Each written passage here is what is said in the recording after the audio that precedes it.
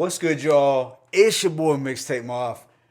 Please like and subscribe. All that is greatly appreciated. But we got another list. This time, it's actually not from Billboard or Rolling Stone, fortunately. Rather, it is from Rock the Bells Radio on Sirius XM. So, Rock the Bells devised a panel to come up with the top 50 greatest hip hop beats of all time. Now, this hasn't been the first list for the 50 greatest hip hop beats of all time. Spotify did one last year, but I didn't give it much attention because it was Spotify. So this panel ended up selecting Mobb Deep's Shook Ones Part 2 as the #1 hip hop beat of all time. But let me know in the comment section if y'all agree that Mobb Deep's Shook Ones Part 2 is the greatest rap beat ever made. Personally, I'm okay with their pick for #1. I don't have a problem with it because the instrumental for Shook Ones is a landmark mega classic. Havoc was in his bag, and it just doesn't get much better than this beat. And I think objectively,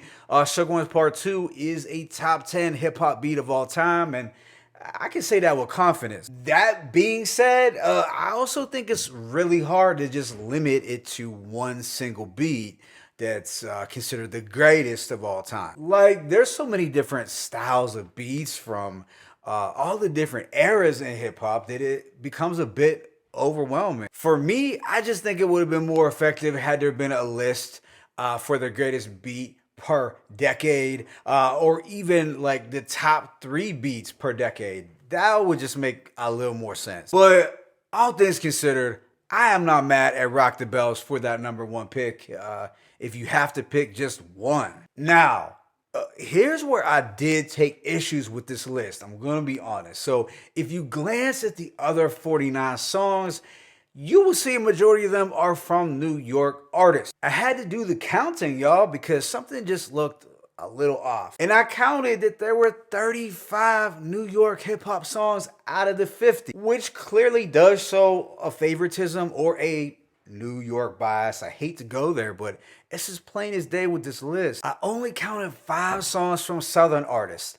5. 9 from the West Coast and just 1 from the Midwest. And I guess just having 1 for the Midwest kind of makes sense if you have 50. But the South was severely underrepresented during a selection of these songs, and the West Coast numbers were not that high either. And I do have a problem with this because as much as I love and respect New York hip hop, how could I not? It is the birthplace. It's the Mecca.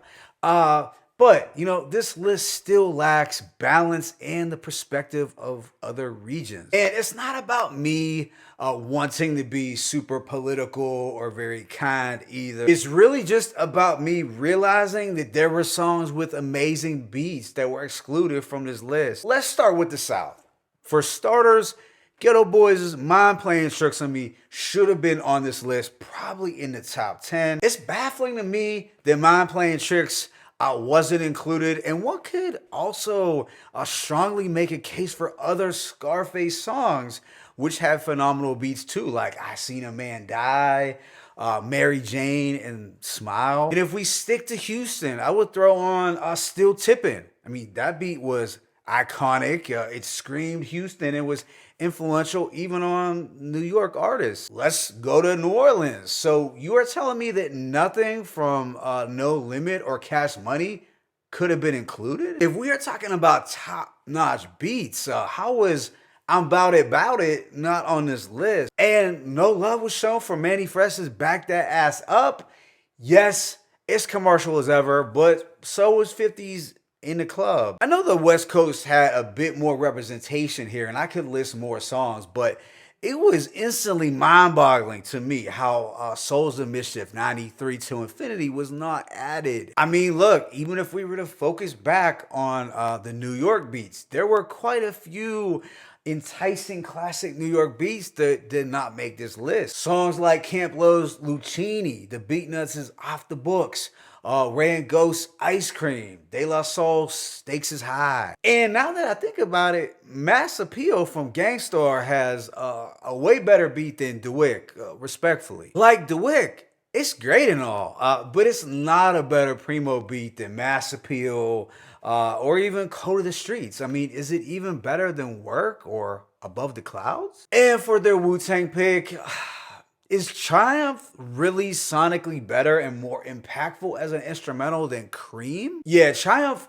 over Cream was a real head scratcher for me, and I did love Triumph as a song, don't get me wrong. Also, I noticed that the most recent beat on this list was Kanye's Gold Digger, and that was from 2005. It's also the lone Midwest track, and it's not even the best Kanye beat. So you were telling me that Rock the Bells couldn't have considered something from the 2010s at least? I completely understand them not wanting to include anything post 2020, but the 2010s, that was long enough ago for those beats to have some influence on the landscape. So to wrap it up, I guess I did have quite a few issues with this list, even though I was cool with Mobb Deep getting the #1 pick. I guess I had hoped that this list would have been a little more thorough, a little more thought out, considering that the panel did consist of DJs and rappers, people from the culture. But really, I didn't think it was that much better than a Billboard list at the end of the day. But let me know in the comment section your thoughts on this list and what are some of your favorite, most iconic beats of all time. It's your boy Mixtape Mobb. I'm signing out. As always, is peace and blessings. One.